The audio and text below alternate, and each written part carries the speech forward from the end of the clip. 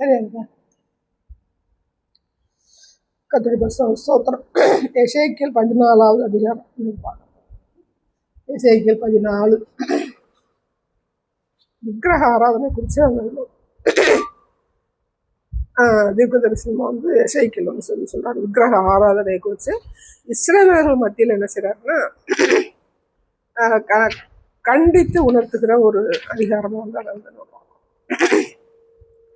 எசேக்கியேல் 14வது அதிகாரம் 3வது வசனம். எசேக்கியேல் 14:3.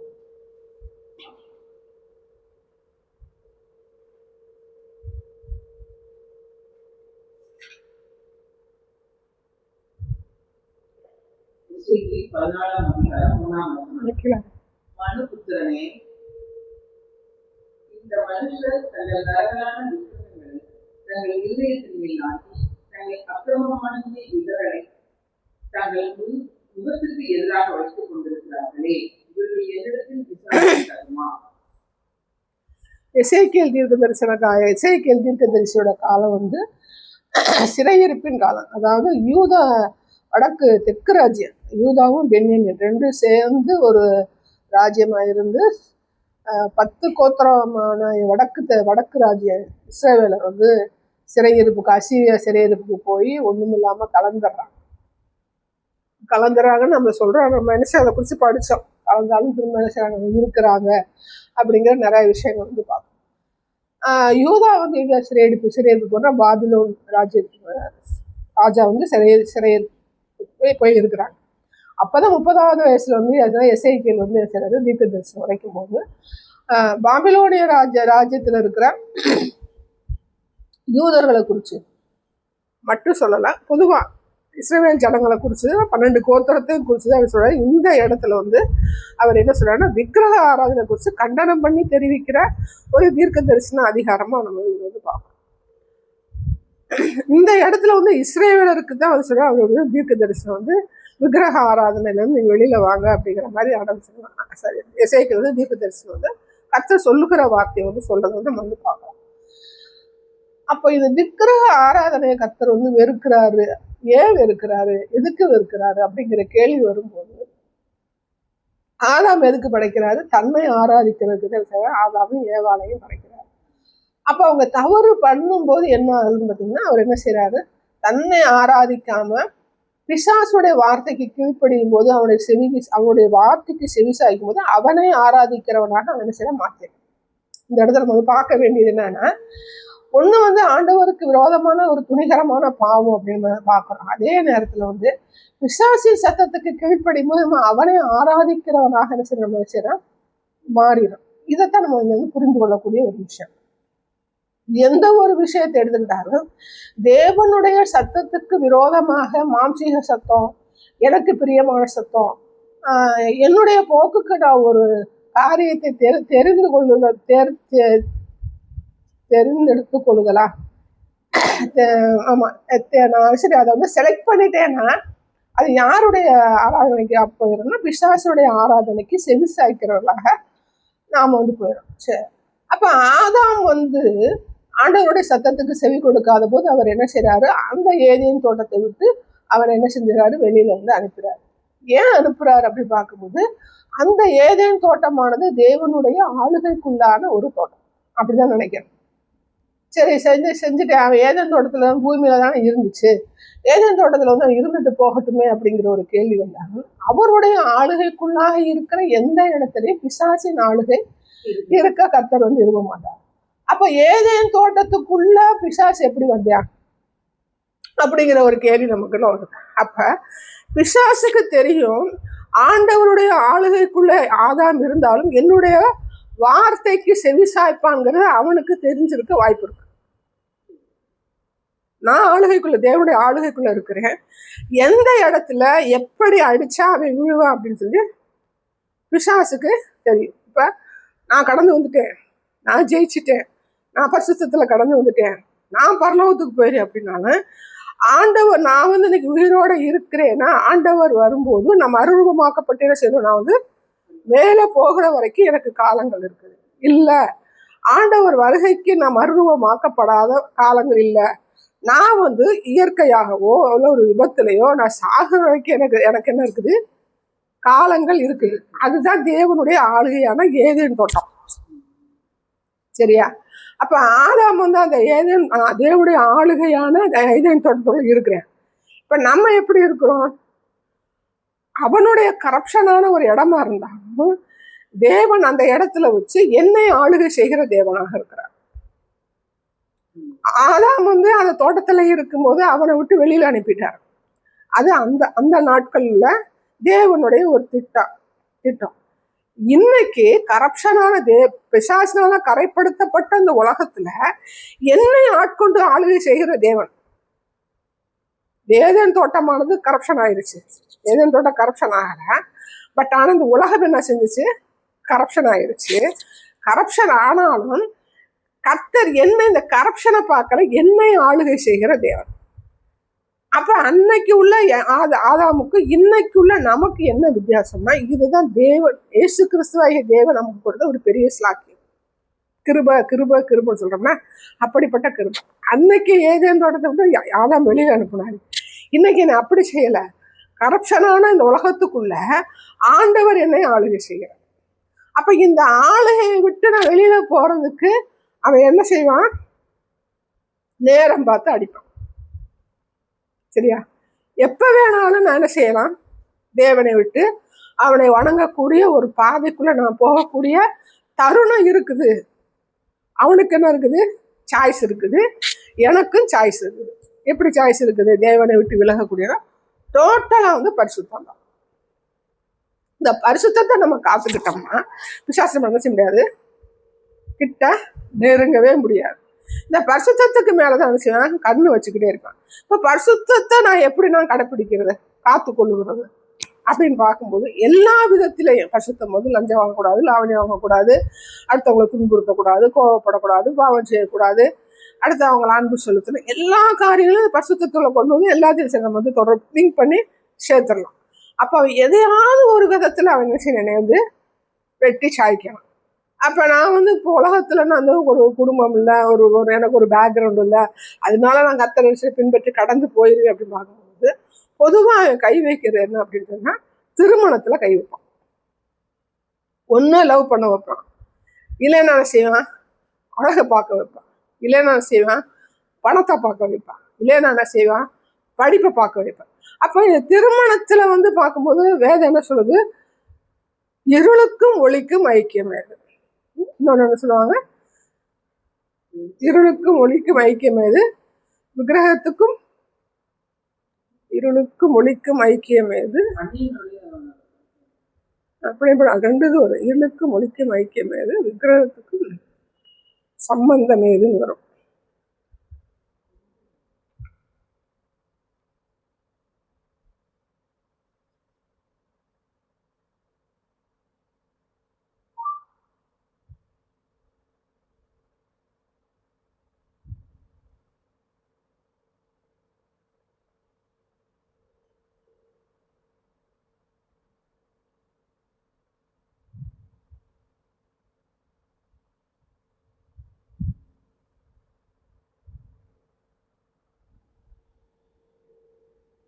ரெண்டு கொரிந்தியர் 6:14.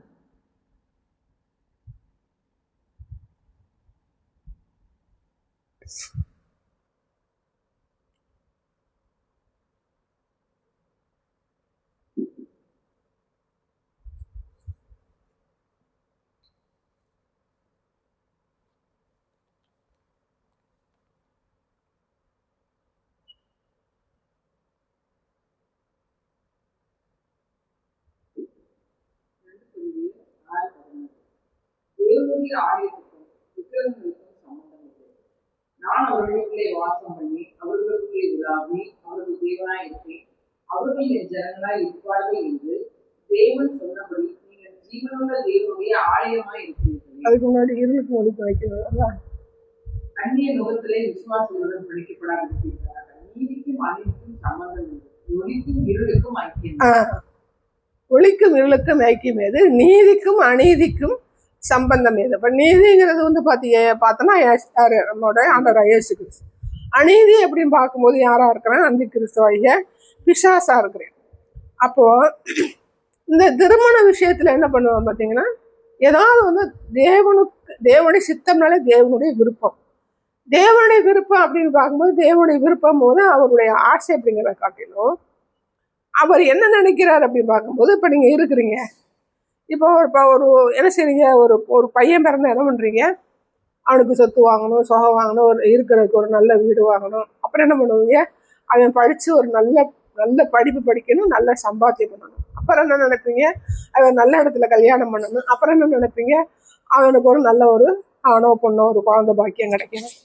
இந்த மாதிரி விஷயங்கள் என்ன செய்வீங்க, அவனுக்கு வந்து என்ன செய்வீங்கன்னா அந்த ஆசைகள் என்ன செய்வீங்க, நீங்க மனசுல கட்டி வச்சு அதின் பாதையில ஒரு ஆணோ பொண்ணு என்ன செய்வீங்க, வழி நடத்துவீங்க. பொம்பளை பிள்ளையாக என்ன செய்வீங்க, நல்லா படிச்சு நல்லா வேலைக்கு போறத காட்டிலும் அது ஒரு நல்ல இடத்துல கல்யாணம் பண்ணி நல்ல நிலைமையில இருக்கிறத நான் பார்க்கணும், ஒரு பேரம்பேத்தி எடுக்கிறத நான் பார்க்கணும். அப்போ ஒரு குழந்தை பிறந்த உடனே அது ஆணா இருந்தாலும் பொண்ணா இருந்தாலும், ஆணா இருந்தால் சொத்து சுகம் சேர்க்கணும், நல்ல வேலை பார்க்கணும், நல்லா படிக்கணும், நல்லா சம்பாதிக்கணும்னு அவனுக்கு ஒரு நல்ல மனைவி கிடைக்கணும்.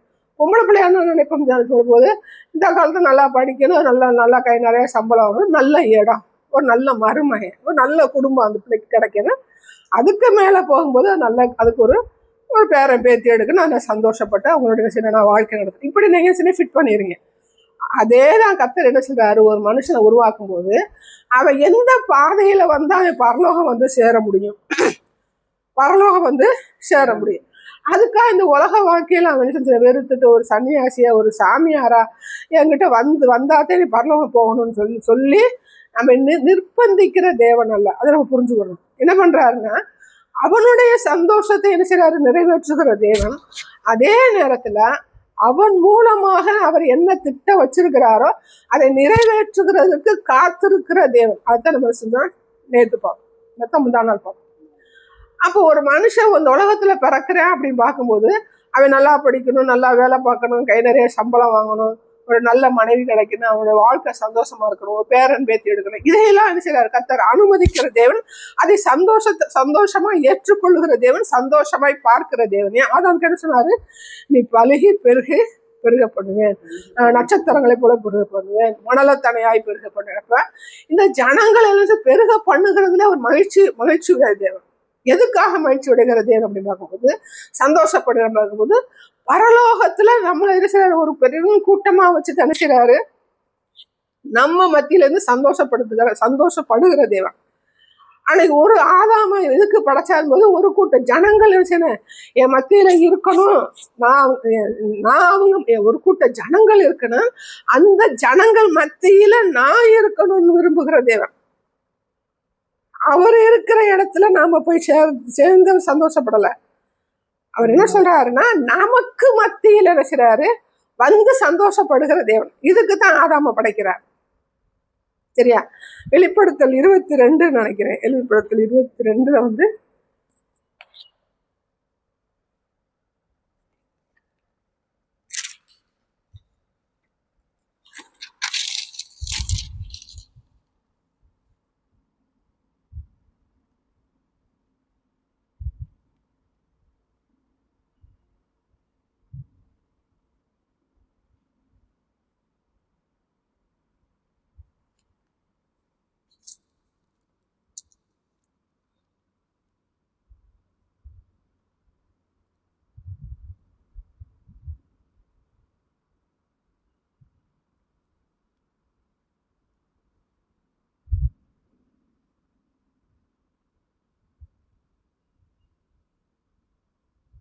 தேவன் தானே ஒரு மத்தியில் இருப்பார். ஒரு வருஷம்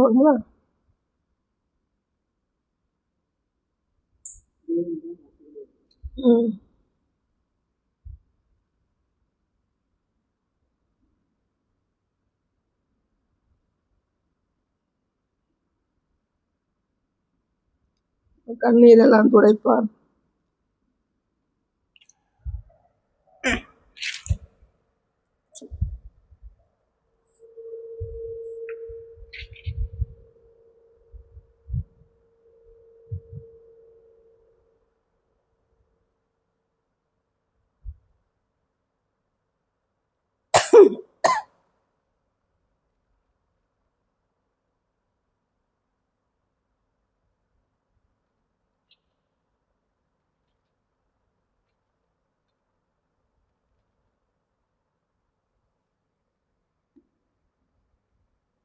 21:3 21:3 21:3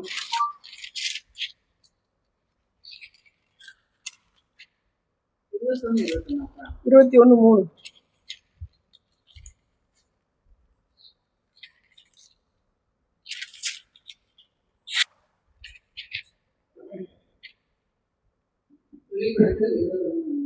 மேலும் பரலோகத்திலிருந்து உண்டான ஒரு பெரும் சத்தத்தை கேட்டேன். அது இதோ மனுஷர்களிடத்திலே தேவனுடைய வாசஸ்தலம் இருக்கிறது. அவர்களிடத்திலே அவர் வாசமாய் இருப்பார். அவர்களும் அவருடைய ஜனங்களாய் இருப்பார்கள். என்ன வாசிக்கிறதுனா 23 மனுஷர்களிடத்திலே தேவனுடைய வாசஸ்தலம். தேவனுடைய வாசஸ்தலத்துல மனுஷர் இருக்காங்க. மனுஷர்கள் மனுஷர்களிடத்திலே தேவனுடைய வாசஸ்தலம் இருக்குது. அவர்களிடத்திலே அவர் வாசமாயிருப்பார். இதை நம்ம தான் நல்லா புரிஞ்சுக்கணும். தேவன் கர்த்தர் ஆண்டவராகிய இயேசு கிறிஸ்து என்ன செய்யறாரு, நீ ஒரு ஜனக்கூட்டமா நீ நீ என்கிட்ட நீ ஒரு ஜனக்கூட்டமா என்ன செய்ய ஆளுகை செய்யணும்னு சொல்ல வரல. நாம இருக்கிற இடம் தேடிதான் அவர் வர்றார். இன்னைக்கு நீங்களா இருக்கட்டும், நானா இருக்கட்டும், நாம அவரை தேடி போனோமா? எந்த ஒரு மனுஷனுடைய சாட்சியை கேட்டாலும் யாரும் அவரை தேடி போகல, அவரு தான் நம்மளை தேடி வர்றாரு. அப்ப ஆதாமை படைத்த நோக்கம் என்னது? அவங்க கூட என்ன செய்யணும், அவரை ஆளுகை செய்யறாங்க. ஏதேன் தோட்டத்துல சரி, ஆமா ஏதேன் தோட்டத்துல அவரு தான் என்ன செய்யறாரு, டெய்லி அவங்க கூட பேசுறாரு. இன்னைக்கு நாம என்ன செய்யறோம், ஜெபம் பண்றோம். ஜெபம் பண்ணும்போது அவர் என்ன செய்யற, பரலோகத்தை விட்டு இறங்கி நம்ம கிட்ட வர்றாரு. நீ வா அங்கே பரலோகத்துக்கு, ஒரு சொப்பனத்திலையும் தரிசனத்திலையும் நீ என் கூட பேசு அப்படின்னு சொல்லி என்ன செய்யல, சொல்லலை. பரலோகத்தில் சில சொப்பனம் தரிசனங்கள் வருங்காரியங்களை குறித்து பேசுறாரு, எல்லா காரியங்களும் இருக்குது. பட் ஆனா இன்னைக்கு நான் முழங்கால் போட்ட உடனே நான் இருக்கிற இடத்துக்கு அவர் வர்றாரு. அவரை துதிச்சா நான் இருக்கிற இடத்துக்கு அவர் வர்றாரு. அவர் சொல்ற பேச்சு கேட்டா நான் இருக்கிற இடத்துக்கு அவர் வர்றாரு. அப்ப அப்படிப்பட்ட தேவன் எப்படிப்பட்டவராக இருக்கிறார் அப்படின்போது அவரை நமக்கு எதுலையுமே ஒப்பிட முடியாது. எந்த விஷயத்திலுமே இதற்கு ஒப்பானவர் அப்படின்னு சொல்லவே முடியாது. அப்படிப்பட்ட தேவன் என்ன செய்றாரு, அவர் நம்மள ஒரு பெரிய கூட்டமா ஆக்கி அந்த கூட்டத்துக்கு மத்தியில அவர் இருக்கிறது விரும்புறாரு. நீங்க யாத்ராகம புத்தகத்துல நீங்க எடுத்து பாத்தீங்கன்னா என்ன செய்வாருன்னு பார்க்கும்போது, ஒரு உடன்படிக்கை பற்றி பண்ணு, ஒரு ஆசரிப்பு கூடாரம் போடு அப்படின்னு போடும்போது அவர் என்ன சொல்றாருன்னா, அது என்ன செய்வாருன்னு பார்த்தீங்கன்னா, எல்லா பக்கமும் அந்த கோத்திரங்களை பிரிச்சு கொடுத்து எல்லாரும் சுத்தி இருக்க வச்சு நடுவில் இருப்பார். அப்ப இவங்க இந்த பொன் கண்ணு கூட செஞ்ச பிறகு இதுக்கு என்ன செய்வாங்க, கொண்டு போய் பாளையத்துக்கு அப்புறத்துல கொண்டு போய் கூடாரத்தை போடுவேன். ஒரு பரிசுத்தமான தேவன் இவங்க மத்திய நம்ம இருக்க முடியாது அப்படின்னு சொல்லி பாளையத்துக்கு அவங்க இருக்கிற இடத்துக்கு அப்புறம் கொண்டு போய் போடுவோம், எடுத்து கொண்டு வேற பக்கம் போட்டுருவேன். ராத்திரி எழுசுவாரு, நடுவில் தான் இருப்பாரு. சுற்றி நாலு, இங்கிட்ட ஒரு 3 கோத்திரம், இந்த பக்கம் ஒரு 3 கோத்திரம் படிச்சோமா, இந்த பக்கம் ஒரு 3 கோத்திரம், இந்த பக்கம் ஒரு 3 கோத்திரம், அப்படி 12 கோத்திரம், லேவியர், ஆசா, மோசே குடும்பம், ஆரோன் குடும்பம் முன்னாடி இந்த மாதிரி எல்லாம் செட்டப் பண்ணி அவர் என்ன சொல்றா, நடுவில் இருக்கா அப்படின்னு போட்டிருப்பார். அப்ப இதே இதுதான் பாத்தீங்கன்னா ஆதாம ஆரம்பிக்கும் போது என்ன சொல்றாரு, அது ஒரு பெரிய கூட்டமா வரணும், அந்த கூட்டத்தின் மத்தியில நான் இருக்கணும் அப்படின்னு சொல்லி ஆதாம உருவாக்குறாரு. அப்ப இன்னைக்கு நம்மளை உருவாக்கி இருக்காரு அப்படின்னு பார்க்கும்போது, இங்க ஒரு பெரிய கூட்டத்தை உருவாக்கணும், உருவாக்கி ஒண்ணு சேர்க்கணும், ஒண்ணு சேர்க்கும் போது அவங்க மத்தியில் நான் இருப்பேன். அப்ப இன்னைக்கு சபை எதுக்கு உருவாக்கி வச்சிருக்கிறாரு அப்படிங்கும்போது, நாம என்ன செய்யணும், ஒரு கூட்டத்தை உருவாக்கி வைக்கும் போது அந்த கூட்டத்தின் மத்தியில அசைவாடுகிற தேவன். ஒரு கூட்டமா ஜெபம் பண்ணும்போது அன்னைய பாஷையை ஆராதிக்கிறோம், ஆண்டவருடைய வார்த்தைகளை கொடுக்குறாரா, இடைப்படுக்கிறாரா, இதுதான் பாத்தீங்கன்னா ஆண்டவர் விரும்புகிற காரியம். அப்போ ஒரு மனுஷனை படைச்சுக்கால என்ன செய்யறாருன்னு பார்க்கும்போது, ஜனக்கூட்டமா பெருகணும் இல்லையா, ஜனக்கூட்டமா பெருகணும்.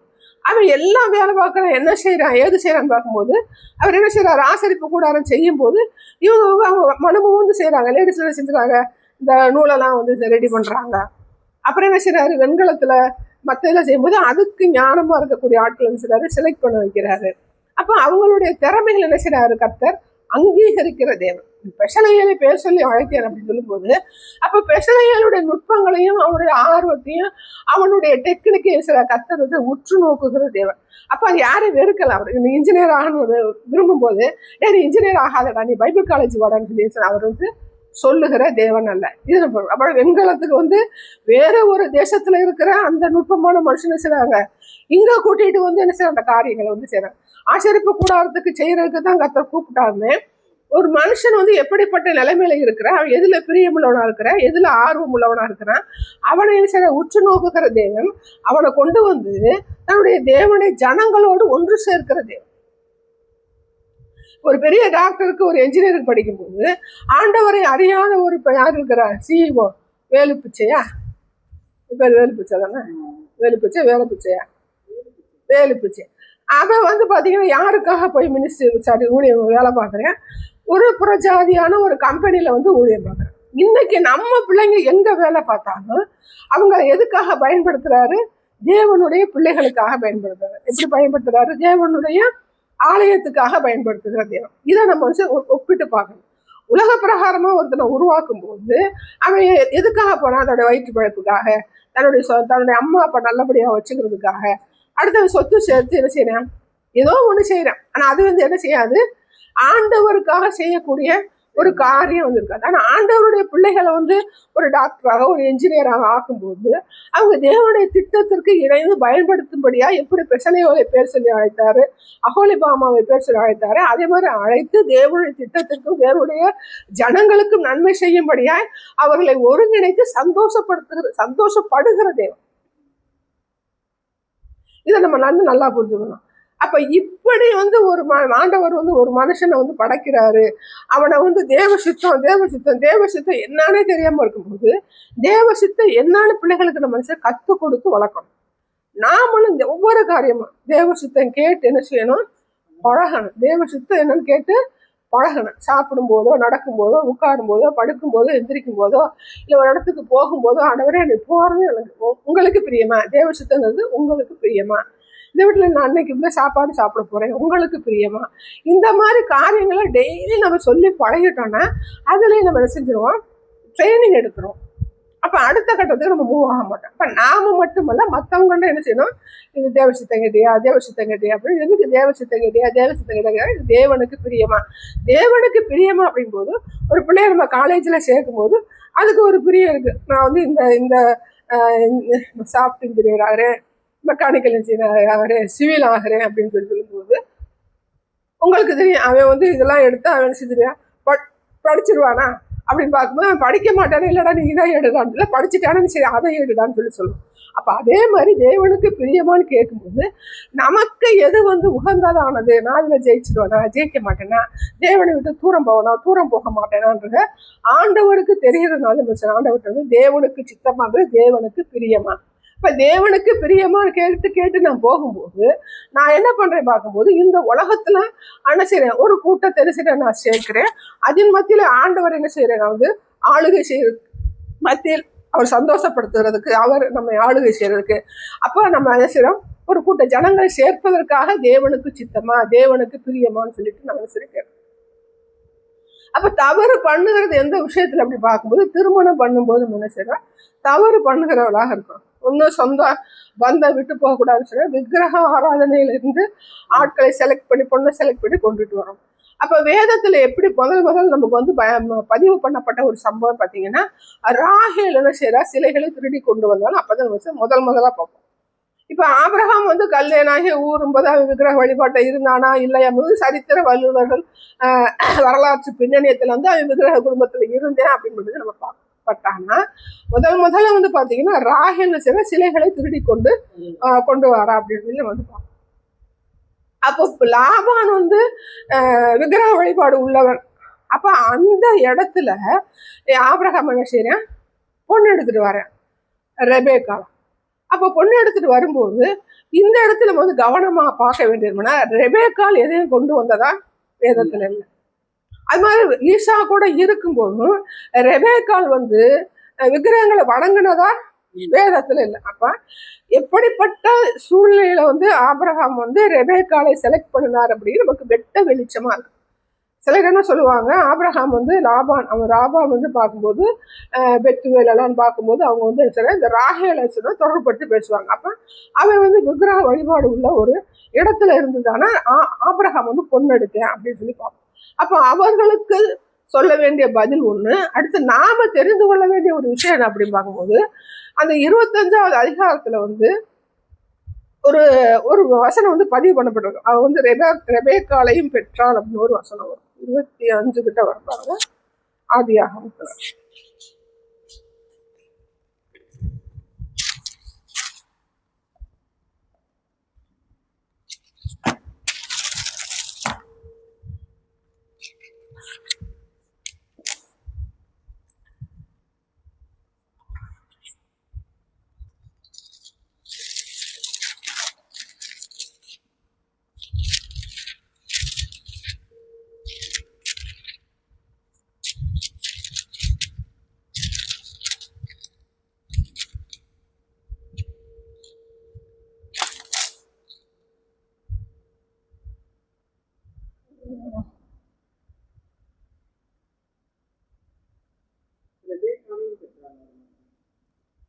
ஆமா.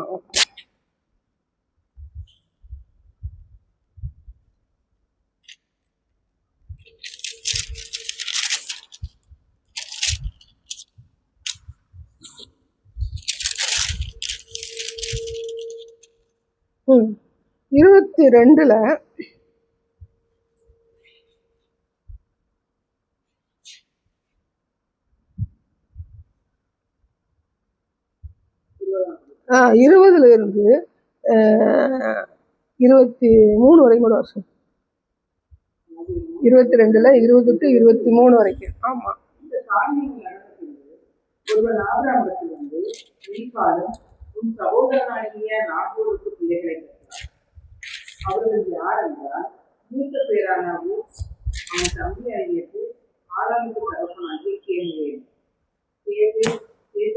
ஆசோ, பில்தாஸ், இத்ரா, பெத்துவேல் என்பவர்கள். பெத்துவேல் ரெபேக்காளை பெற்றான் என்று அறிவித்தார். அப்ப இந்த அந்த 8 பேரை நீக்காள் ஆபிரகாமுடைய சகோதரன். அப்ப இந்த இடத்துல வந்து பாத்தீங்கன்னா ரெபேக்காளை பெற்ற இது 22ல. நீங்க 24வது அதிகாரத்துல என்ன செய்வாங்க, ஆபிரகாம் வந்து என்ன செய்வாங்கன்னா ஈசாக்குக்கு பொண்ணு பார்க்கறதுக்காக யாரும் என்ன செய்வான்னு பாத்தீங்கன்னா எலியேசரை வந்து அனுப்புவான். அப்ப எலியேசரை அனுப்பும் போது அந்த பொண்ணு வரலன்னு சொன்னா என்னுடைய ஆணைக்கு நீங்களா இருப்பாய், அப்படித்தானே? என் பிள்ளைய நினைக்க கூடாது, இங்க கூட்டிட்டு அது போக வேண்டாம்.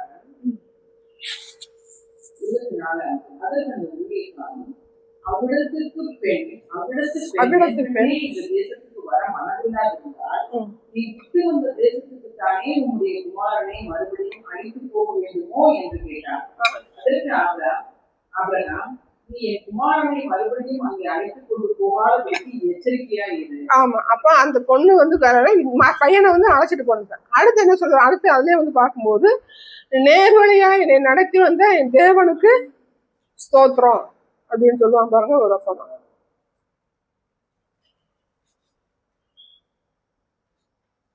24ல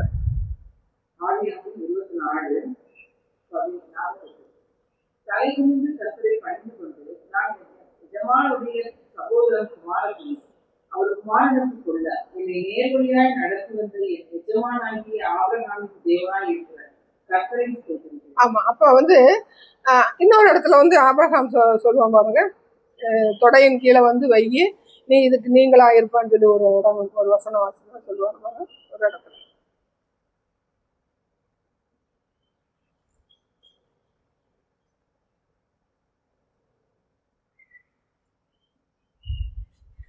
ஆணையிட்டு கொடுன்னு சொல்லி ஸ்டார்டிங்ல வந்துடும்.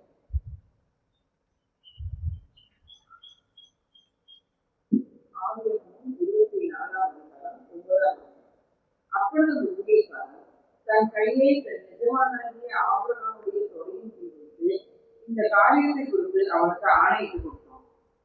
அதுக்கு முன்னாடி பெண் உன் பின்னே வர, அதுக்கு முன்னாடி என்னை என் தகவலுடைய வீட்டிலும் என் இனத்தாடு இருக்கிற தேசத்திலும் இருந்து அழைத்து வந்தவரும் உன் சந்ததிக்கு இந்த தேசத்தை தருவேன் என்று எனக்கு சொல்லி ஆணையிட்டவருமான வானத்துக்கு தேவனாகிய கர்த்தர், நீர் அங்கேயிருந்து என் குமாரனுக்கு ஒரு பெண்ணை கொண்டு வரும்படிக்கு தம்முடைய தூத தூதரை உனக்கு முன்பாக அனுப்புவார்.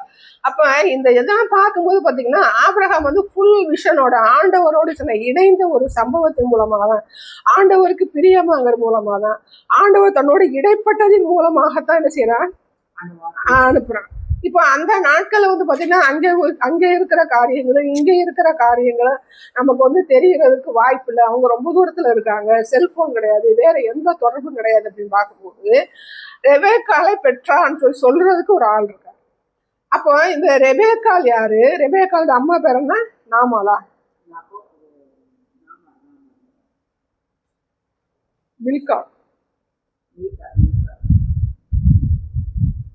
மில்கால் யாருன்னு பார்க்கும்போது சாராளுடைய சகோதரி, ஒன்னு அக்காவா இருக்கணும், ஒரு தங்கச்சியா இருக்கணும், 2 பேரா இருக்கணும்.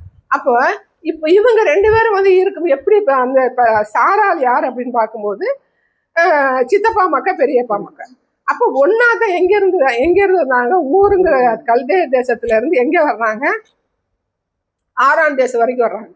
அப்புறம் எங்க வர? சாராளெல்லாம் கூட்டிட்டு எங்க வரேன்? எல்லாரும், அதாவது ஆரான் செத்து போறேன். ஆரான் செத்து போன பிறகு அவங்க அப்பா பேர் என்ன? நாகூரா? இவனோட அப்பா பேர் தேராகு. தேராக சாகும்போது எங்க இருக்காங்க? ஆரான்ங்கிற ஊர்ல இருக்கும்போது தேராக. அப்ப அந்த ஆரான்ங்கிற ஊர்ல வந்து யாரு தங்கிடுறா? இந்த பெத்துவேலு, அண்ணன் தம்பி, பெரியப்பா மக்கா, சித்தப்பா மக்கா தங்கிடுறாங்க. அப்ப சேர்ந்து வரும்போது ரெபேக்காளுடைய சாராளுடைய, ரெபேக்காளுக்கு அம்மா, சாராளுக்கு அக்காவோ தங்கச்சிய. அப்ப அந்த பொண்ணை பத்தி, அவனுடைய அக்காவோ தங்கச்சியை பத்தி இவருக்கு தெரிஞ்சிருக்க வாய்ப்புகள் இருக்கு. அவ ஆண்டவரை ஏத்துக்கிட்டாளா, ஏத்துக்கலையா, இல்ல தன்னுடைய பிள்ளைய வந்து எப்படி வளர்த்திருக்கிறா அப்படிங்கிறது ஒரு அந்த அதை அனுமானிக்கக்கூடிய நிலையில தான் யாரும் இருக்கிறா? ஆபிரகாம் இருக்கு. 2வது வந்து பார்க்கும்போது இதை வந்து உலக பிரகாரமே பார்க்குறேன். அங்கே இருந்தாலும் வந்து கரப்ஷன் ஆகிறதுக்கு வாய்ப்பு இல்லை. அதே நேரத்தில் வந்து ஆண்டவரோட இணைந்துதான் வார்த்தையினுடைய தூதனை கொண்டு அப்படிங்கும்போது என்ன சொல்றாரு? அந்த ஸ்பிரிச்சுவல் லெவல்ல தான் இருந்துதான் என்ன செய்றாரு? ரெபேக்கால வந்து பொண்ணு எடுக்கிறார். இதை வந்து நல்லா கவனிக்கணும். ரெபேக்கா வந்து ஆபிரகாம் வந்து தன்னுடைய விக்கிரக ஆராதனை நிறைஞ்ச அந்த இடத்துல இருந்தாலும், இப்போ உங்க வீட்டில் நீங்க விக்கிரகம் இருந்தா நீங்க என்ன இருக்கீங்க? ஆண்டவருக்குள்ள இருக்கிறீங்க, அப்படித்தானே? அதே மாதிரி அங்கே விக்கிரகத்துக்குள்ள எல்லாருமே இருந்தாலும் அந்த பொண்ணு வந்து எப்படிப்பட்டவங்களா இருந்தா ஆண்டவரை தேடக்கூடிய ஒரு பொண்ணுன்னு வந்து ஆண்டவர் மூலமா இல்லை வாய்மொழி மூலமா என்ன செஞ்சிருக்கிறாரு? அதை உறுதிப்படுத்துறதுனால இவங்க பொண்ணு எடுக்கிறாரு. அப்ப நம்ம கூட்டாம்போக்குல நம்ம மனசுல ஒரு ஆசையை வச்சுக்கிட்டு ஆபிரகாம் பொண்ணு எடுக்கிறேன்னு சொல்லும்போது கர்த்தர் காது கொடுத்து கேட்க மாட்டான். இதுதான் வந்து சொந்த சுய விருப்பம். தேவனுக்கு பிரியமான காரியங்களை செய்யாம அவங்களோட சொந்த விருப்பத்துக்கு வசனங்களை திருப்பும் போது வந்து அவன் வந்து அந்த கள்ள தீர்க்கதரிசியா மாறிடுறான். அவனுடைய வாழ்க்கையில் சரி கள்ள தீர்க்கதரிசியா மாறக்கூடிய ஒரு இடமா இருக்கு. அப்ப விக்கிரக ஆராதனை வந்து ராகேல் வந்து ஸ்டார்ட் ஆகுது. ஆனா இங்க வந்து பார்க்கும்போது நமக்கு ஆபிரகாம் வந்து பொண்ணு எடுக்கும்போது வந்து பாத்தீங்கன்னா விக்கிரக ஆராதனை இருந்துச்சா இல்லையா அப்படிங்கிறது நமக்கு அந்த இடத்துல சம்பவத்துல பின்னணியத்துல தெரியறதுக்கு நமக்கு வாய்ப்பு.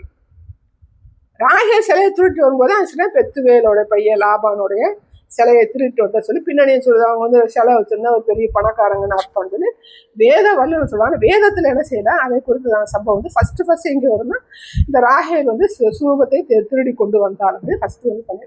அப்ப அவங்க வந்து எப்படிப்பட்டவங்களா இருந்திருக்கிறாங்க அப்படின்னு பார்க்கும்போது லாபானின் சிலையை திருடி கொண்டு வந்திருக்காங்கன்னு பார்க்கும்போது அவங்க விக்கிரக வணக்கம் உள்ளவங்களா இருந்திருக்காங்க. ஆனா ரெபேக்காள் வந்து அதுல பாதிக்கப்பட்டாளா பாதிக்கப்படலையா அப்படிங்கிறத காட்டிலும் அவங்க கடந்து வந்து ஈசா கூட வரும்போது அப்படிப்பட்ட காரியங்கள் அவன் என்ன செய்யல செய்யல. ராகேல் திருடிட்டு வரா, கீழே வந்து பண்ணியிருக்கா. அதுக்கு பிறகு வந்து பார்த்தீங்கன்னா யாக்கோபு வந்து எல்லாத்தையும் கொண்டு வாங்கன்னு சொல்லும்போது அவங்களுக்கு இருக்கிற எல்லா சிலைகளையும் சுரூபங்களையும் எடுத்து கருவாளி மரத்து வழியில புதைச்சாங்க அப்படின்னு பார்க்கும்போது அதுக்கு பிறகு அவங்களோட சிலை வணக்கம் இல்லை அப்படின்னு நம்ம பார்க்கணும். இப்போ இவன் தெரிஞ்சு பண்ணானா, ராகேல் தெரியாம பண்ணுவாளா? அது நிறைய வந்து சுரூபங்களையும் வருது. அப்ப வேலைக்காரியெல்லாம் வந்திருக்காங்க, அவங்கெல்லாம் சுரூபங்களை சிலைகளை வச்சு கும்பிட்டாங்களா அப்படின்னு பார்க்கும்போது அந்த காரியங்கள் அங்கே இருந்திருக்குது. லாஸ்ட்ல சிலை வந்து கருவாளி மரத்துகள் எல்லாத்தையும் வந்து புதைக்கும் போது இந்த காரியங்கள் இல்லை அப்படின்னு சொல்லி நம்ம சில புரிஞ்சுக்கணும். அப்போ ஃபர்ஸ்ட் வந்து நமக்கு வந்து ராகேலுடையது அந்த அந்த சுரூபங்கள் வந்து ஃபர்ஸ்ட் பார்க்குறோம். அப்போ ஆதாமில் இருந்து ராகேல் வரைக்கும் இந்த சுரூபத்துக்குரிய கதை சுரூபங்கும் போது ஃபர்ஸ்ட் முதல் சம்பவம் தான் அப்பதான் நமக்கு வந்து வேதத்துல பதிவு பண்ணும். அப்போ ஆண்டவர் வந்து இந்த உருவ வழிபாடு, இந்த சிலை வழிபாடு, விக்கிர வழிபாட எதுக்கு வெறுக்கிறாரு, இது எப்படி வந்துச்சு அப்படிங்கிற ஒரு கேள்வி நம்ம. இப்போ ஆதாம் மனுஷராரு வெளியில வந்து விரட்டிடுறாரு. நம்ம ஏற்கனவே பார்த்தது மாதிரி அவன் வந்து அதுக்கு பிறகு ஆண்டவர்கிட்ட வந்து அவனுக்கும் ஆண்டவருக்கு இடையில ஏதாவது ஒரு பேச்சுவார்த்தை இருந்துச்சு அப்படி பார்க்கும்போது வேதத்துல வந்து இல்லை. வேதத்துல வந்து இல்லை. இப்போ அவங்கள வந்து எங்க விட்டுறா, ஏதேன் தோட்டத்துக்கு கிழக்கு அப்படிங்கிறார். சரியா? இப்போ ஏதேன் தோட்டத்துக்கு கிழக்கு அப்படின்னு பார்க்கும்போது ஏதேன் தோட்டம் எங்கே இருக்க வாய்ப்பு இருக்குது? மேற்க. ஏதேன் தோட்டத்துக்கு கிழக்கேன்னா ஏதேன் தோட்டம் மேற்க இருக்குது. அவங்க வந்து கிழக்க குடியிருக்கிறாங்க. அப்படிதான் இருக்கும். அப்படித்தானே? அப்ப இஸ்ரேல் வந்து பாத்தீங்கன்னா எங்க இருக்குது? மேற்க இருக்குது. ஏதேன் தோட்டம் வந்து ஈராக்கு கிழக்க இருக்குது. புரியுதா? கிழக்க இருக்குது. இஸ்ரேல் வந்து மேற்க இருக்குது. அப்போ இந்த ஜனங்கள் வந்து எங்க குடியிருந்திருக்காங்க?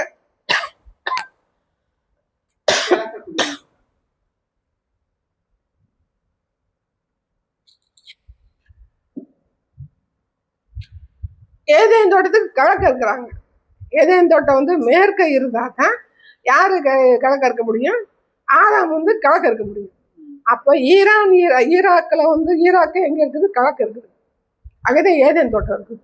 அப்ப இவன் என்ன மேற்க வந்து மேற்க இருந்தா தான் கிழக்கு நோக்கி பார்க்க முடியும். சரியா? அப்ப ஈராக் வந்து இங்க இருக்குது அப்படின்னா இது கிழக்கு இருக்குது. இவன் வந்து அப்ப இது மேற்க வரணும், இவன் கிழக்க வரணும். அப்ப நான் ஈராக் தேசத்துல என்ன செய்யறேன்? அவன் வந்து ஏதேன் தோட்டத்துக்கு முன்னாடி நிற்கிறேன். சரியா? இது கிழக்க, இது மேற்க. ஏதேன் தோட்டம் வந்து இந்த இடம்னா நீங்க இதுக்கு முன்னாடியே இருக்க முடியும். கிழக்கேனா இந்த தோட்டம் இருக்குன்னா நீங்க என்ன செய்யணும்? செல்லுலாஸ் டெக்ஸ்ல இருந்தா கிழக்க. அப்படிதான் அவங்க வந்து குடியிருக்கிறாங்க. குடியிருக்கும் போது அவங்களுக்கு ஆண்டவருக்கு உள்ள ஒரு ரிலேஷன்ஷிப்போ, ஒரு ஆண்டவருடைய வார்த்தையோ நம்ம அதனுடைய வாழ்க்கையில நம்ம பார்க்க முடியும். வேதத்துல நம்ம வந்து பார்க்க முடியாது. சரியா? அப்ப வேதத்துல பார்க்க முடியாத போது இந்த விக்கிரக வழிபாடு எப்படி வந்துச்சு அப்படின்னா யார் மூலமா வந்திருக்கோம் நம்ம பார்த்தா பிசாசி மூலமா வந்திருக்கோம். ஆண்டவர் வந்து 10 கட்டில ஒரு கட்டில என்ன சொல்றாரு? என்ன என்று வேற தேவனுக்கு உண்டா இருக்க வேண்டாம், வானத்திலாவது பூமியிலாவது எந்த ஒரு ஒரு உருவமா செஞ்சு நீ அதை வழிபட வேண்டாம். ஒரு பெரிய கட்டளை கொடுக்குறாரு. அது எப்போ கொடுக்குறாருன்னா யாத்திராகமத்தில் கொடுக்குறாரு. அதுக்கு முன்னாடி கொடுக்கல. பட் ஆனா ஆதாம் எப்படிப்பட்டவனா இருந்தான்னா ஆவிக்குரிய ரீதியா ஆண்டவரோடு சின்ன ஒரு ஆளுகை செய்யக்கூடிய ஒரு நிலைமையில ஒரு ஸ்பிரிச்சுவல் மனிதனாக தான் படைக்கப்பட்டிருக்காங்க. அப்ப வெளியில வரும்போது வந்து பாத்தீங்கன்னா அவன் சில வெறுமையாக தான் வரேன். ஆண்டவருக்கு அவனுக்கு உள்ள ஒரு ரிலேஷன்ஷிப் இல்லாதவனா வர்றேன். அப்படி வரும்போது இப்போ அவனுக்கு வந்து எல்லாமே என்ன ஒரு இருண்ட ஒரு காலமா இருக்கு. அவனை கைட் பண்றதுக்கு யாருமே இல்லை. அப்படித்தானே? கைட் பண்றதுக்கு யாருமே. இப்போ நீங்க எங்க இருந்து இப்ப உங்க வீட்டுக்கார்ட்ட கோவிச்சுட்டு நான் இல்லை நான் இருக்க மாட்டேன்னு சொல்லி போகும்போது உங்க கையில காசு கீசு எதுவுமே இல்லை. உலகத்துல எல்லாமே இருக்குது. பட் ஆனா உங்களுக்கு காசு இல்லாத போது உலகமே ஒரு இருண்ட ஒரு சூழ்நிலையாத்தான் இருக்கு. அப்படிப்பட்ட ஒரு சூழ்நிலை தான் வச்சுறேன் ஆதாம் வந்து இருக்கிறேன். இப்ப ஆண்டவருக்கும் அவனுக்கு எந்த டச்சுமே இல்லை. ஆனா என்ன செய்யறான்? குழந்தைகளை பெற்றுறேன், வளர்க்குறேன், கல்யாணம் பண்றாங்க, குழந்தை பெருகுது. 930 வருஷம் இருக்கிறேன், பெருகுது. அப்ப இவன் ஆண்டவனை தேடினானா ஆண்டவனை தேடலையா அப்படிங்கிற காரியங்கள் அங்க வந்து சொல்லப்படலாம். எப்ப வந்து ஆண்டவரை தொழுது கொள்ள ஆரம்பித்தார் போது 4வது தலைமுறையா இவர் சேர்த்து வரும்போது ஆபேல் கடுத்து சேர்த்து. ஆமா, 2வது தலைமுறை, 3வது தலைமுறை, 4வது தலைமுறையில தான் வந்து ஆண்டவரை தேடுறத வந்து நம்ம வந்து பார்க்கிறோம்.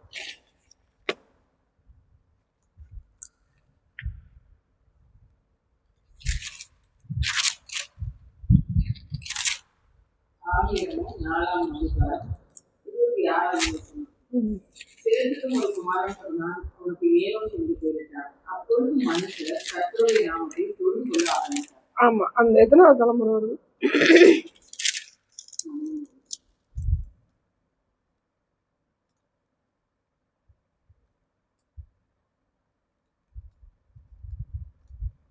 சேர்த்து தான் வரும். சேர்த்து வந்து ஆபேல கொண்டுறேன். அதுக்கடுத்து 3வது தலைமுறையில வந்து சேர்த்து வரும். 3வது தலைமுறை தான் ஆண்டவர் வந்து ஏற்றுக்கொள்கிறோம்.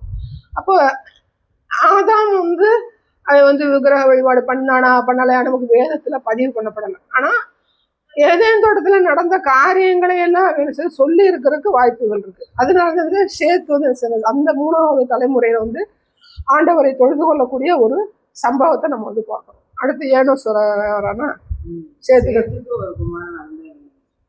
ஏனோசுக்கு என்ன சொல்றாங்க? அப்ப ஏனோஸ் காலத்துல ஏனோஸ் காலம் போது 4வது தலைமுறை ஆபேல சேர்த்த 4வது தலைமுறை. அப்போ அவன் சொல்ல வாய்ப்பு இருந்ததுனாலதான் அவங்க வந்து ஆண்டவரை தொழுது கொள்ளுகிறதுக்கு ஒரு சம்பவம் தான் அங்கே. அப்போ ஆண்டவரை பத்தி நடந்த விஷயத்த சொல்றேன். அவன் ஆண்டவருக்குள்ள இருந்தானா இல்லையா அப்படின்னு பார்க்கும்போது இவன் இருக்கால ஏவாள் வந்து ஜீவன் உள்ளோருக்கெல்லாம் தாயானவள் அப்படின்னு சொல்லி ஒரு வார்த்தை அந்த இடத்துல வந்து பாத்தீங்கன்னா எதிர்காலத்தை குறிச்ச ஒரு காரியத்தை வந்து அங்கே சொல்றேன். அப்படிங்கும்போது அப்ப ஆண்டவர் சொன்ன அந்த வாக்கு தத்தமானது அவர் வந்து இயேசு கிறிஸ்து வந்து 3:15 சொல்றாருல, உன் வித்துக்கும் ஸ்ரீயின் வித்துக்கும் பகை உண்டாக்குவேன், அவர் உன் தலையை நசுக்குவார், நீ ஒரு குதிங்காலை நசுக்குவார் அப்படின்னு பார்க்கும்போது அந்த வாக்கு தத்துவம் தன்னுடைய ஏவாளின் பிள்ளைகளின் மூலமா நிறைவேறுகிறதுக்கு வாய்ப்புள்ள நிறைவேறுங்கிற ஒரு சத்தியத்தை வந்து அறிந்து கொண்ட ஒரு மனுஷனா வந்து அந்த இடத்துல வந்து இருக்கிறேன். எனக்கு வந்து காரியங்களை வந்து சொன்னால் ஒழிய என்ன நடக்காது, என்ன நடந்திருக்க வாய்ப்பு இருக்காதுன்னா ஆண்டவரை தொழுது கொள்ளக்கூடிய வாய்ப்பு இருக்கு. நீங்க ஆண்டவரை இயேசு கிறிஸ்துவ செய்றீங்க, நீங்க ஏற்றுக்கொண்டதை வந்து உங்க பிள்ளைகள் என்ன செய்றாங்க, அந்த பாதையில வந்து வர்றாங்க. அப்ப அந்த மாதிரி அதே ஆண்டவருக்குரிய காரியங்களை சொல்லாம இந்த காரியம் நடந்திருக்க வாய்ப்பு இல்லை. அப்ப இப்படி வரும்போது 930 வருஷம் உயிரோட ஆளுங்க. அப்போ உருவ வழிபாடு இருந்துச்சா, உருவ வழிபாடு இல்லையா அப்படின்னு தெரியல.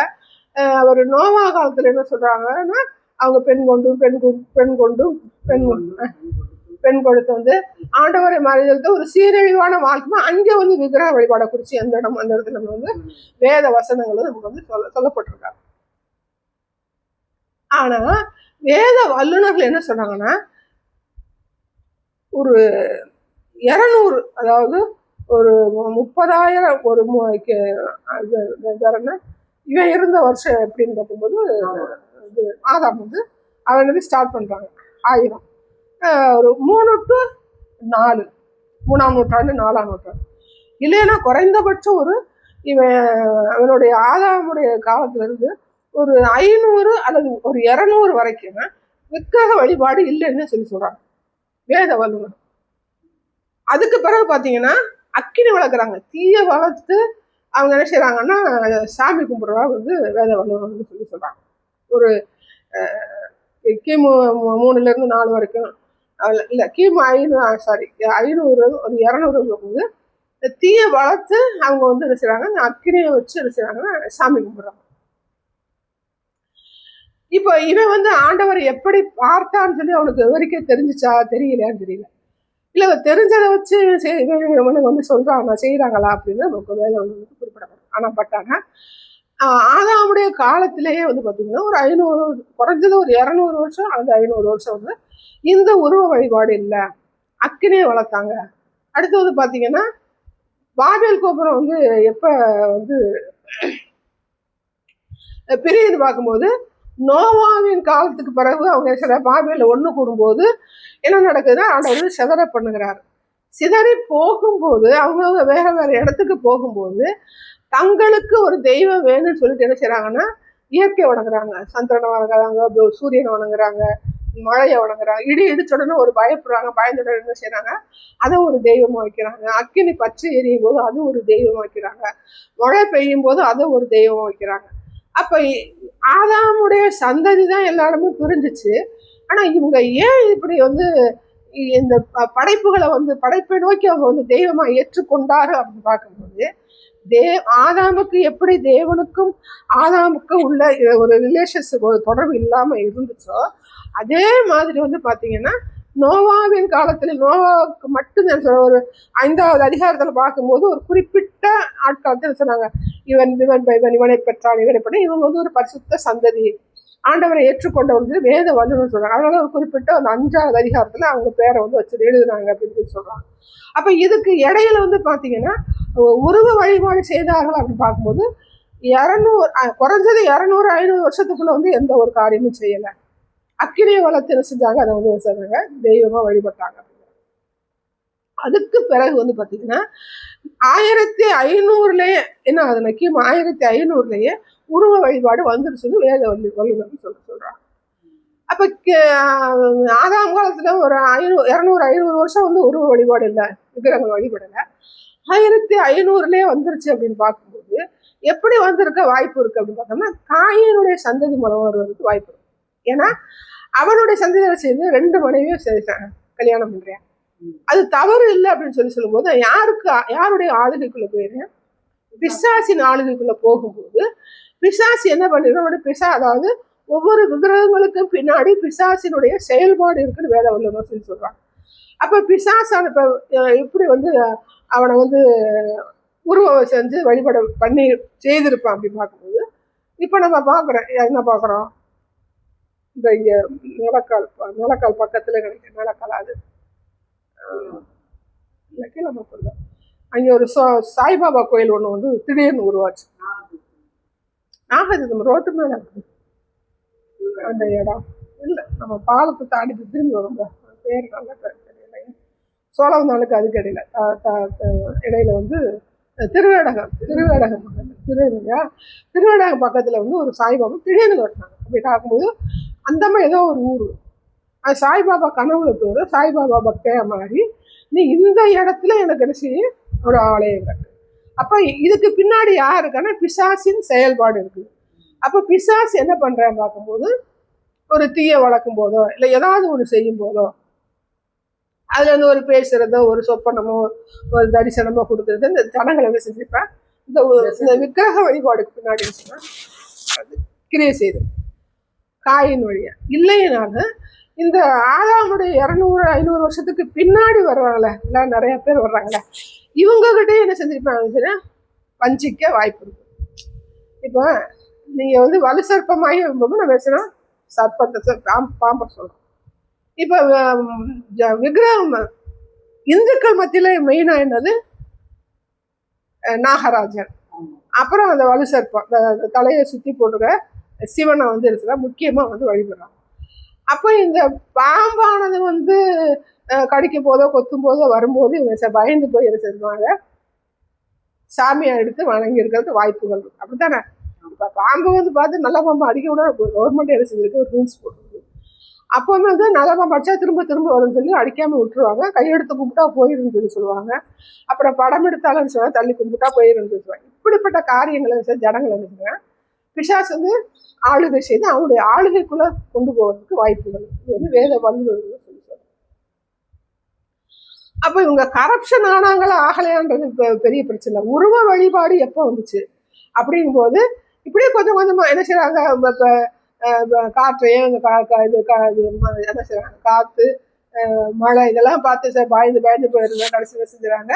அதுக்கு ஒரு சிலையை வச்சு அதுக்கு ஒரு உருவத்தை வச்சு என்ன செய்யறாங்க, அதை வந்து வழிபாட ஆரம்பிச்சுறாங்க. எப்போ ஆரம்பிச்சேன்னா பேர் என்ன, ஆதாம் வந்து வெளியில வந்த பிறகு வேத வலு சொல்றது 200-500 வருஷங்களுக்கு பிறகு இந்த உருவ வழிபாடு வந்துருக்காங்க. அதனாலதான் இந்துக்கள் என்ன சொல்றாங்க, அதாவது தொன்று வந்த இந்து மதம், அவங்க சொன்னாங்களே தொன்று வந்த இந்து மதம். அது மாதிரி நிறைய வந்து பார்த்தீங்கன்னா இந்த இந்து மதத்துல இருக்கக்கூடிய காரியங்கள் வந்து காரியங்கள் வந்து இந்த களிமண் பலகையில வந்து இவங்க எழுதியிருக்கிறதா வந்து கண்டுபிடிச்சிருக்காங்க. இவங்க வந்து ஆரம்பத்திலே நாங்களும் இருந்தோம், இப்ப ஆதாம்தே இருந்தோம் அப்படிலாம் கிடையாது, நாங்களே அப்பயே வந்துட்டோம் அப்படின்னு சொல்லும்போது இந்த லிங்க் இந்த தொடர்பை தான் நம்ம தொடர்பு பார்க்குறோம். ஆதாம அந்த வழியில வந்து விக்கிரக வழிபாடு செய்தானான்னு வேதத்தில் நமக்கு சம்பவம் இல்லை. பட் ஆனா அவருடைய சந்ததியில உருவ வழிபாடு வருவதற்கு பிசாசு செய்ய அந்த ஜனங்கள் ஆண்டவருக்கும் மனிதர்களுக்கு உள்ள அந்த தொடர்பு வந்து அற்று போகும்போது இவனுடைய வேலையை செஞ்சுறேன் காமிச்சுறேன். இதே காரியம் தான் எங்க நடக்குன்னு பார்க்கும்போது 7.5 வருஷம் இந்த காரியம் தான் அங்கே நடக்கும். அப்ப அந்த கிறிஸ்து காலத்துல கொடுமைப்படுத்துறேன், இங்க வந்து கொடுமைப்படுத்தல என்ன செய்யறேன், ஜனங்களை வஞ்சிக்கக்கூடிய ஒரு சூழ்நிலை இந்த விக்கிரக வழிபாட உருவாக்குறேன். அப்ப இந்த விக்கிரக வழிபாடு வந்து எப்ப வந்துச்சு அப்படின்னு பார்த்தோம்னா ஆண்டவர் வந்து எதுக்காக வெறுக்கிறாரு? இந்த விக்கிரகங்களுக்கு பின்னாடி யார் இருக்கிறா? பிசாசு இருக்குது. அதனால இந்த விக்கிரக வழிபாடை வெறுக்கிறார். அப்ப விக்கிரக வழிபாடை விரும்ப செய்யறது யார் அப்படிங்கும் போது பிசாசு. அப்ப விக்கிரக வழிபாடு விரும்பிட்டாலே யாருடைய ஆளுகைக்குள்ள போயிடுறோம்? பிசாசுடைய ஆளுகைக்குள்ள போயிடும். இதனால கர்த்தர் சொல்றாரு, விக்கிரக வழிபாடை வந்து வெறுக்கிற தேவன். கடைசி வரைக்கும் என்ன செய்றாரு? விக்கிரக வழிபாடு எங்கேயும் வர முடியாது. இருக்குதா?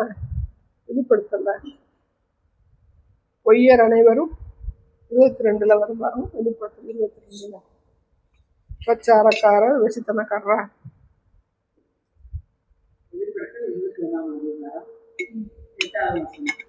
பயப்படுகிறவர்களும் அவிசுவாசிகளும் அருவருப்பானவர்களும் கொலைபாதகரும் விபச்சாரக்காரரும் சூனியக்காரரும் விக்கிரக ஆராதனைக்காரன் எங்க போக முடியாது. பொய்யர் அனைவரும் 2ஆம் மரணமாகி கடலிலே பங்களை வார்த்தை.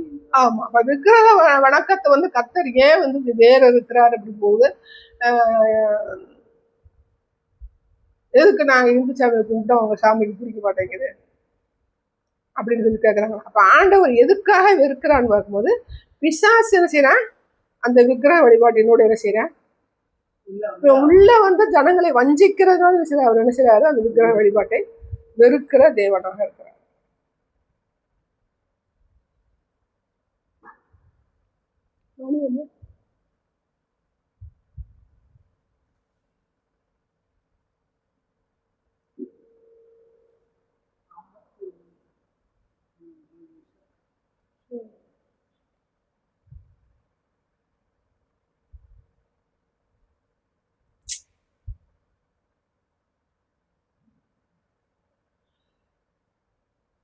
கிமு 3-4 வந்து பாத்தீங்கன்னா இந்த மேல இருக்கிற நட்சத்திரங்கள், வேற என்ன இருக்குது, கிரகங்கள், இவங்கெல்லாம் பார்த்து வச்சுருக்காங்கன்னா கும்பிட ஆரம்பிச்சிட்டாங்களாம். அது வந்து பாத்தீங்கன்னா சான்று கண்டெடுத்திருக்காங்க. மத்திய தரக்கடலை ஈஜிப்சியர்கள் அங்கிருந்து ஒரு சான்று வந்து கண்டுபிடிச்சிருக்காங்க. இது கிமு 3-4 மெசபத்தோமியாவில் வந்து பார்த்தீங்கன்னா கிமு 3-4 வந்து பார்த்தீங்கன்னா உருவ வழிபாடு வந்துருச்சு. மலைக்கு ஒரு சிலை. அதில் வந்து பார்த்தீங்கன்னா மெயினாக வந்து பார்த்தீங்கன்னா பாபிலோனியர், சுமேரியர்னு யாருன்னு சொன்னேன், சமாரியர். அவங்க வந்து சில விக்கிர வழிபாடு கிமு 3-4 வந்துட்டு அவங்க கொண்டுட்டு வந்துடுறாங்க. அந்த உருவ வழிபாடு எங்கெல்லாம் பரவுது பார்த்தீங்கன்னா எகிப்து, கிரேக்கம், ரோம சாம்ராஜ்யம் இந்த நாட்கள் என்ன செய்யுது? பரவ ஆரம்பிச்சிருச்சு. இந்தியாவில் வந்து பார்த்தீங்கன்னா 1000 கிமு 1000 3 வந்து பார்த்தீங்கன்னா 3 அப்படி 3 1300 வச்சுக்கோங்களேன். 1500 யார் 2000 வந்து பார்த்தீங்கன்னா 1300 வந்து பார்த்தீங்கன்னா இந்த பசுமாடு இருக்கு இல்லையா, பசுமாடை வச்சு களிமண் சிலை செஞ்சுருக்காங்க. அப்புறம் சூரிய நமஸ்காரம் அப்பயே ஆரம்பிச்சிட்டாங்க. கிமு 2500 1500 வந்து இந்தியாவில் வந்து பார்த்தீங்கன்னா சிந்து சமவெளியில் என்ன செய்வாங்க வந்துட்டு, அது வந்து யார் மெயினாக வந்து சிந்து சமவெளினாலும் சொல்லி சொல்கிறோம். அதில் ஒரு குரூப் யாருன்னா தமிழர்னு சொல்லி சொல்கிறாங்க. சதுரடிக்கப்பட்டவங்க அந்த பாபேல் கோபுரத்துலேருந்து வந்தவங்க. அப்போவே அந்த விக்கிரக வணக்கத்தை வந்து கொண்டு வந்துடுறாங்க. அவங்க என்ன பண்ணுறாங்கன்னா இந்த சிவன் சிலை, பார்வதி சிலை, சக்தியை வந்து பார்வதி அந்த மாதிரி வச்சு சிவனை வந்து மூர்த்தியாக வந்து விக்கிரக வழிபாடு சிலை வந்து கும்பிட ஆரம்பிச்சுறாங்க. அப்புறம் கிரீஸு, ஆசியா கண்டம் பூரா அதெல்லாம் செய்து பரவுது கிமு 3.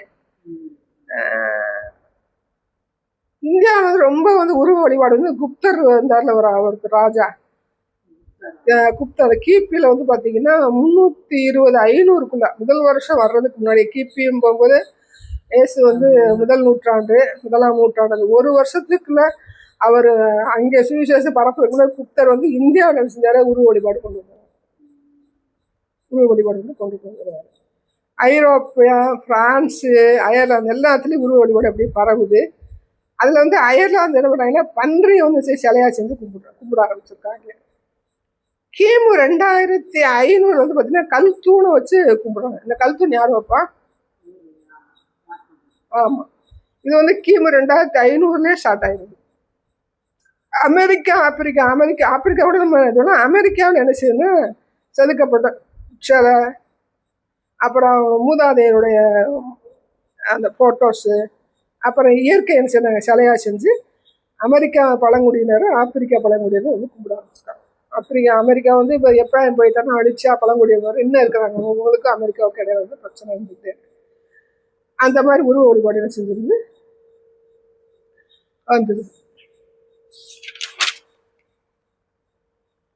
கிமு 8ஆம் நூற்றாண்டுலேருந்து 6வது நூற்றாண்டு வரைக்கும் பார்த்தீங்கன்னா பிரஜாபதி உருவம்னா பிரஜாபதினால ஆண்டவர்கள் அவங்க வந்து என்ன செய்றாங்க, அவங்களுக்கு பிரஜாபதின்னு சொல்லி சொல்றாங்க. ஆனால் அது வந்து எப்படி வந்து அந்த உருவத்தை பண்ணுனாங்கன்னு தெரியல.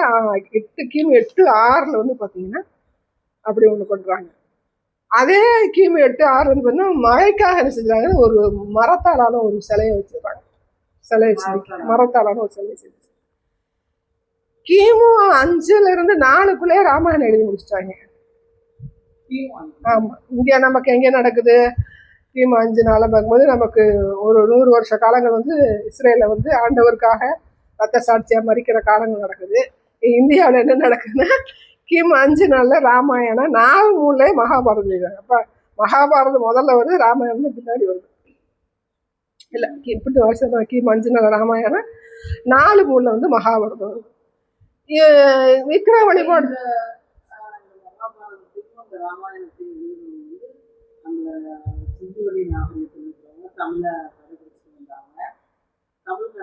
இது எழுதினவங்க வந்து வால்மீகிங்கிறவங்க வந்து பாத்தீங்கன்னா இவங்க சுமேரியர் அந்த குரூப் சொல்றாங்க. ஆனா இருந்தது வந்து நம்ம சிந்து சமவெளியில ஃபர்ஸ்ட் வந்தது தமிழர்கள் வந்து பாத்தீங்கன்னா அந்த சிதறப்பட்ட ஒரு குரூப். அங்கே பாபேல் நகரத்துல சிதறினாங்கல்ல, சேம் காம் யாப்பேத் 3 பேர் சந்ததியில எந்த சந்ததியும் தெரியாது, அது சிதறப்பட்ட குரூப். ஆனா சேம் சந்ததின்னு சொல்லி சொல்றாங்க. எந்த அளவுக்கு ஒன்றும் தெரியல.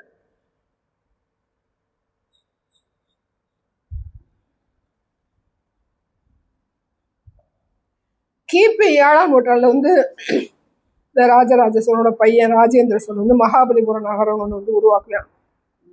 அங்கே வந்து பாத்தீங்கன்னா எல்லாமே வந்து நிறைய சிலைகள் வந்து செஞ்சிருப்பாங்க. 5 ரதம், அப்புறம் நிறைய கடவுள் சிலை, நிறைய தேவதைகளோட சிலை, ஆமா 5 தேர் எல்லாம் இல்லை. மகாபலிபுரம் ஃபுல்லாக வந்து ஒரு சிலை வழிபாடு வந்து நீங்க கோயில் எடுத்துக்காலும் நிறைய சிலைகள் தான் வந்து இருப்பான். ஆமா, கிபி ஃபர்ஸ்ட் 1ஆம் நூற்றாண்டு இயேசு கிறிஸ்து அங்கே இருக்கும்போது இங்க புத்தர் அடைக்கிறாரு, இங்க இருக்கிறாரு புத்தர். ஆமா, குப்தருங்கிறது ராஜா. அவன் தான் வந்து இயேசு கிறிஸ்து இங்க 1ஆம் நூற்றாண்டுக்குள்ள 550க்குள்ள உருவ வழிபாடு செஞ்சுறேன், நிறைய கொண்டு வந்துறேன். கிபி 1ஆம் நூற்றாண்டு வந்து இயேசு கிறிஸ்து அங்கே மினிஸ்ட்ரி பண்ணும்போது புத்தர் இங்க என்ன பண்றாரு, புத்தர் தோன்றாரு. புத்தர் வந்து இயேசுக்கு முன்னாடி சொல்லி சொல்றாங்க. அப்படி தோணும் போது அவருக்கு சிலை செய்ய ஆரம்பிச்சுறாங்க. யாருக்கு? புத்தருக்கு. அந்த புத்தருடைய 1ஆம் நூற்றாண்டு அந்த சிலை வழிபாடு எங்கெல்லாம் பரவும்னா கொரியா, வியட்நாம், தாய்லாந்து, திபெத்து. புத்தருக்கு சிலை, கோயில், நினைவு சின்னம், ஒரு பொதிகை மரத்துல இருந்தாரு. போதி மரத்தடியில இருந்தாரு. நினைவு சின்னமா மாற்றி விட்டுறாங்க.